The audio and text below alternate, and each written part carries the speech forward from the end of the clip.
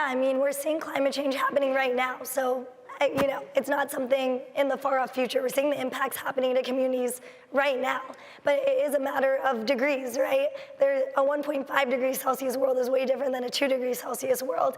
And that's about the magnitude of climate feedback loops. So, at a 1.5 degrees Celsius world, we are gonna see, extreme heating, flooding, loss of species, loss of insects. But at a 2 degrees Celsius world, we're gonna see that, 2-3 times magnitude, right? And I don't think people really realize that. They don't realize we're pretty much already on trajectory of a 1.5 degrees Celsius world, which is scary in itself. But there's still things we can do in different contexts to manage, to mitigate, to adapt to those conditions. Whereas a 2 degrees Celsius world, it's gonna be runaway climate change. There's gonna be, these feedback loops are gonna get faster, bigger magnitude, and communities are on the line. And so we have to address that communities right now, even before a 1.5 degree world, are already being impacted. What's gonna happen to those communities at a 1.5 degrees Celsius world, and what could happen if we don't take action at 2 degrees. So scientists are saying like every 0.1 degree matters for action. I think that gives people hope, right? It feels like something we really have agency to take action on.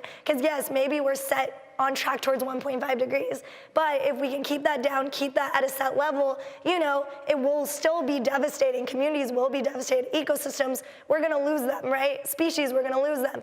But at least we can mitigate those worst impacts to get us further away from the 2% cap, where it's gonna be a lot harder for us to control runaway climate change. And I think we need to make sure that our adaptation strategies are contextual for communities to be able to adapt to those changes. Mm-hmm.